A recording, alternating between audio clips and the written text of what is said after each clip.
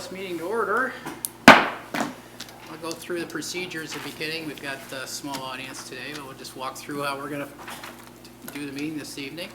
So, good evening. This is the regularly scheduled December 12th meeting of the Geneva Planning and Zoning Commission. I am Scott Stocking, Chairman of the Commission. Tonight, for the benefit of those in the audience, I'm joined by Rebecca Holman, Mike Slifka, Adam Miskill, Tim Moran, Jim Evans, John Mead, City Planner Matt Busing, and Assistant Planner Jesse Muncy. Got a full house. This evening, the Commission will host a public hearing for Agenda Item 5A. As Chairman of tonight's meeting, I will guide the public, applicants, and the Commission through the public hearing process, which is outlined in the back of your meeting agenda. Please see this page for further details. The Commission will open the public hearing and staff will present a summary of their report. The applicant will then provide an opening statement and brief overview of their requests. Commission members will have first opportunity to ask questions and make comments. This will be followed by public comment and testimony regarding the requests. Audience members will be called on and given an opportunity to comment. We ask that you state your name when it is your turn to speak. If your comment has already been made or your question has already been asked, it is not necessary to repeat it. Remind members of the public to refrain from very off-topic and direct comments that are relevant to the requests being considered. Following the end of public testimony, the applicant will have an opportunity to comprehensively answer questions and respond to any comments made from members of the public. Additional questions or comments may then be stated by the Commission. The public hearing may then be closed by the Commission deliberation and then followed by Commission deliberation on separate requests. In order to help the quality of the meeting broadcast, I remind all commissioners to mute themselves except when they are addressing the Commission. Commissioners are also encouraged to state their name prior to speaking and prior to providing a roll call vote to better assist our record keepers. For example, Stocking, yea, nay, or abstain. Okay, pretty straightforward. Would you please rise? I have to swear you in. Do you swear to tell the whole truth and nothing but the truth? Yes. All right, thank you. All right. Anna, please call the roll. Yeah, you be seated. I'm sorry. Mead, Mead here. Evans, Evans here. Slivka, Slivka here. Holloman, Holloman here. Mataskill, Mataskill here. Moran, Moran here. Stocking. Stocking here. All right. Next item is approval of the agenda. Move to approve. Oh, Go ahead. Move to approve, Evans. Stocking, Slivka. Moved and seconded. All in favor? Aye. Opposed? Okay. And then the next item we have is approval of the minutes of November 14th, 2024 meeting. Moran, move to approve. Evans, Mataskill, second. Sorry. Adam got it. Whatever. Moved and seconded. All in favor? Aye. Opposed? All right. Okay, very good. So we'll move on to the public hearing item. We only have one public hearing this evening. It's 5A. It's 611 Oakwood Drive variation. It's a variation from section 11-5E-4 lotted area requirements on lot 142 and 1 to reduce the side yard setback to 1.86 feet instead of the required 6 feet, and to allow 50% lot coverage instead of the required maximum of 45% in anticipation of a lot split at 611 Oakwood Drive. The PIN is 12-02-326-011, or otherwise known as Lot 142, and PIN 12-02-326-010, otherwise known as Lot 141. No development plans are proposed for Lot 141 at this time. The applicant is Jane and David Reich, and the location is 611 Oakwood Drive. And Jesse, you're going to do the record this evening. I will. Okay. Can everyone hear me? I don't talk into the microphone very often. Okay. So the contents of this file include applications for a variation filed by Jane and David Reich, dated November 4th, 2024, including project narrative in response to variation standards, Plats of survey for lots 141 and 142 dated April 1st, 2021. Neighborhood examples of non-conforming side yard setbacks. List of property owners within 500 feet of the subject property. Affidavit attesting to the accuracy of the list of property owners within 500 feet of a subject property. A copy of the letter to all property owners within 500 feet, or providing notice of the application being filed. A certificate of publication from the Daily Herald, the legal notice that was published on November 27th, 2024, for tonight's public hearing. A copy of the public hearing notice mailed to all property owners within 500 feet, and a staff report from the Community Development Department to the Planning and Zoning Commission dated December 12th, 2024. All right, thank you very much. I guess you're going to do a short little presentation. I will give a little introductory presentation.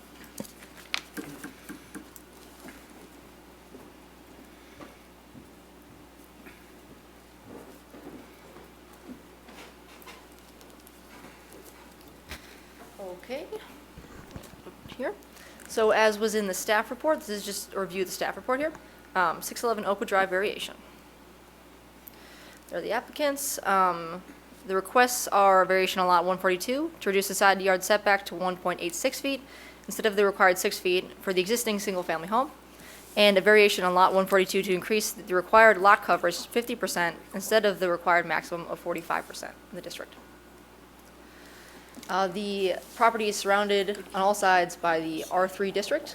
Land use is single-family detached residence. And then it's for the comprehensive plan, it's single-family residential to the south, east, and west, also to the north, but in between, in the north, is open space used for ComEd. These are the variation standards. Staff found that all the standards were met. To explain a little more on character of the area, number 3, we can go to the next slide for a little map. So character of the area. For the requested variations, again, their lot coverage and a side yard setback. This speaks to other properties in the area with non-conforming side yard setbacks. The applicants provided 5 different properties they thought had non-conforming setbacks. I did a cursory check with CANE-CAD, found that at least using that, 4 of those seem to have also non-conforming side yard setbacks. It's hard to tell which properties have non-conforming lot coverages, but at least for side yard setbacks, this is what we have here. A little bit of the summary of the narrative, just because it is a little bit tricky. So right now, lot 41 and lot 142 are both one zoning lot. 2 different parcels, one zoning lot. The zoning lot is 611 Oakwood Drive. And lot 41 is vacant, or lot 141 is vacant. Lot 142 has a single-family house on it, rear yard detached garage, and a driveway. The applicants would like to subdivide 611 Oakwood Drive, but in order to do so, they have to ask for 2 variations because lot 142 would be non-conforming when they do that. So right now, they're asking for a variation on lot 142, which is called 611 Oakwood Drive. When it takes place, it'll apply to lot 142, 611 Oakwood, but then they'll split the lot, and 611 Oakwood will stay with lot 142. Lot 141 will get a new address, if that makes sense. Just wanted to explain that. So that is the plat, and then the applicants can come up and answer any other questions you have. All right, thank you, Jesse. Hello, everyone. Hello. Hey.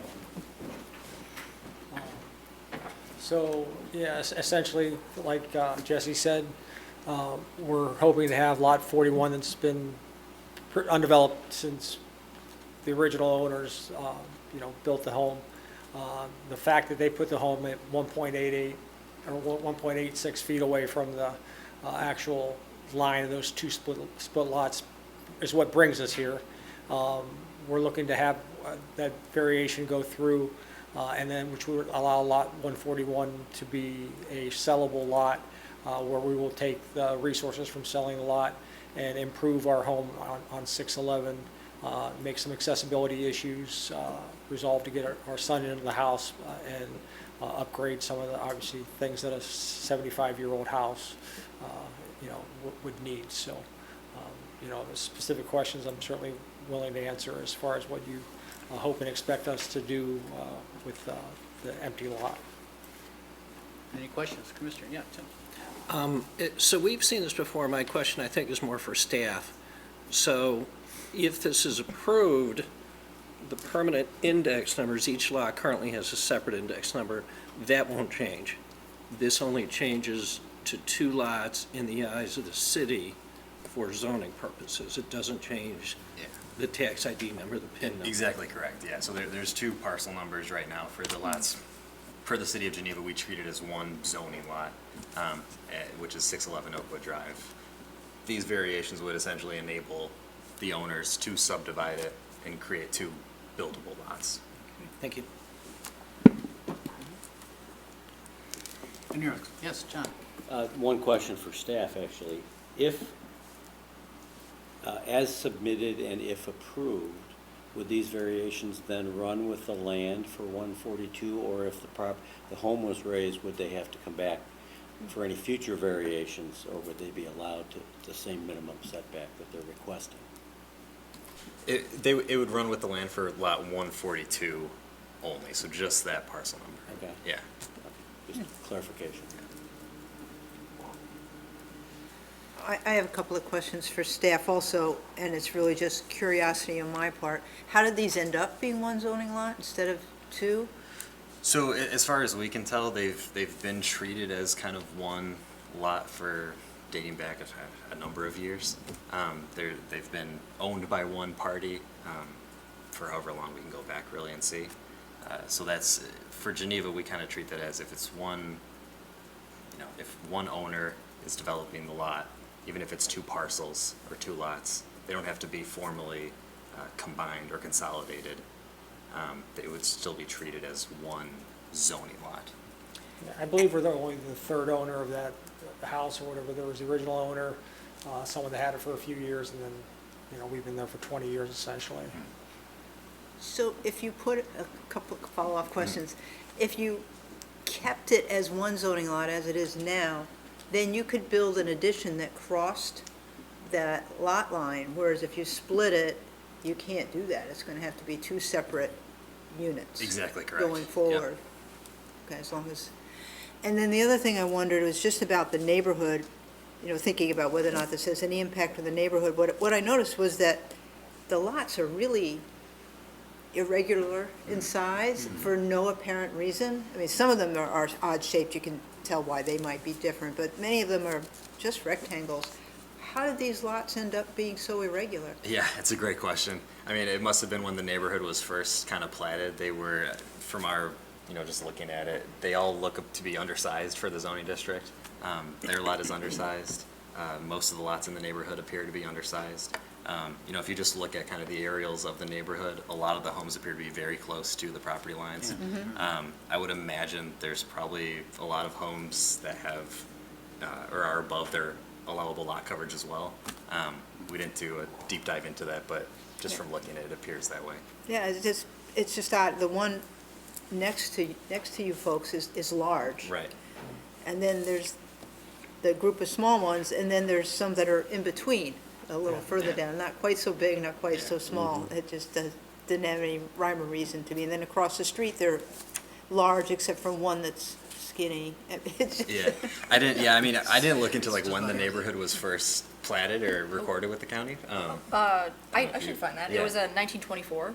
Okay. I didn't look at all the different lots though, like when I was looking at it, so I don't remember if they were always irregular or if they all originally were very similar in size. But it's pretty old, so maybe that is why. Yeah, it's just struck me as odd. It's This a isn't, very unique neighborhood, Yeah, it's a yeah. unique neighborhood. That's why we love it. I mean, the fact that I think that the watershed runs back behind, well, there's the easement behind where I think the railroad owns it, but then soon after, further as you head towards the river, there's, the homes have all that, where the water flows down to the river there, so it's, keeping that back area open and allowing the water to drain down to the river seems to be, probably part of the reason why it's as unique as it is. Yeah. Thank you. Any other questions? Yeah.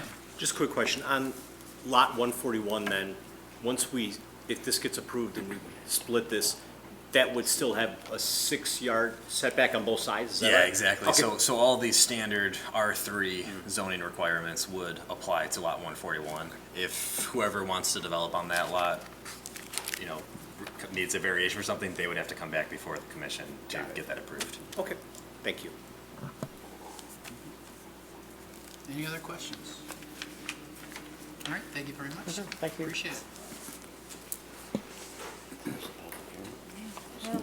Move to close the public hearing. Evans? Moran, second. Moved and seconded. Anna, please call a roll. Mead, Mead, aye. Evans, Evans, aye. Slivka, Slivka, aye. Holloman. Madaskil, Madaskil, aye. Moran, Moran, aye. Stocking. Stocking eye. Matt, I have a question. If I'm making a motion, the second motion, I'm going to change one word, if it's okay with you guys. It says a variation on lot 142 to increase the required lot coverage. I think it might read better if we said allowable lot coverage to 50%. Okay. So, if there's no further discussion, I'd like to make a motion for approval of a variation on lot 142 at 611 Oakwood Drive to reduce the west side yard setback to 1.86 feet instead of the required 6 feet for the existing single-family home, subject to the findings of fact contained in the staff report. Second, Slivka. Moved and seconded. Anna, the roll, please. Mead, Mead, aye. Evans, Evans, aye. Slivka, Slivka, aye. Holloman, Holloman, aye. Madaskil, Madaskil, aye. Moran, Moran, aye. Stocking. Stocking. Mr. Chairman, I'd like to make a motion for a variation on lot 142 at 611 Oakwood Drive in Geneva to increase the allowable lot coverage to 50% instead of the required maximum of 45%, subject to the findings of fact contained in the staff report. Moran, second. Moved and seconded. Anna, the roll. Moran, I'm sorry, Mead, Mead, aye. Evans, Evans, aye. Slivka, Slivka, aye. Holloman, Holloman, aye. Madaskil, Madaskil, aye. Moran, Moran, aye. Stocking. Stocking eye. All right, very good. Matt? All right, so the last step will be going to city council. We're looking at a January 6th city council date. Jesse and I will send you guys an update on that just to confirm if that date works for you. But it'll be at 7 o'clock on January 6th, same location, and that'll be kind of the final determination if this gets approved or not. Thank you, All guys. right, thank you. Thank you. Appreciate it. Thank you. Also, if you'd like some snacks, I bought too many snacks, so please take some. It's just time of year snacks. Extra every year. special. Yes, yeah. I work part-time over at the high school. I think I can't go from the department to a department without picking up something. That's awesome. Thanks again, everyone. Yeah. Thank you. Sure thing. Thank you. Good night. Stay warm. Yeah, Okay, exactly. there's, yeah, there's public comment, there's no public, so, seeing none, new business or other business. Yeah, so just a couple things here. Our last meeting, we had the Kane County Recycling Center come before us. That was approved by city council. That was for a special use permit and then a text amendment. So that's all been approved. And then I just want to know, our next meeting on the 26th has been canceled. So our official next meeting will be on January 9th. It's looking like we'll probably have 1 or 2 projects for that meeting. So stay tuned for more details on that. I will most likely not be able to make that meeting. On the 9th? Yeah. Okay. Perfect. Thank you for the heads up. And then the last thing was just, okay. The last thing was just, you know, it's our last meeting of the year. Just wanted to thank you all for a great year. We had a couple kind of really big projects come through, some contentious projects come through this year.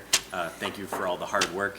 I know it's not, you know, a job that you get really thanked for all the time.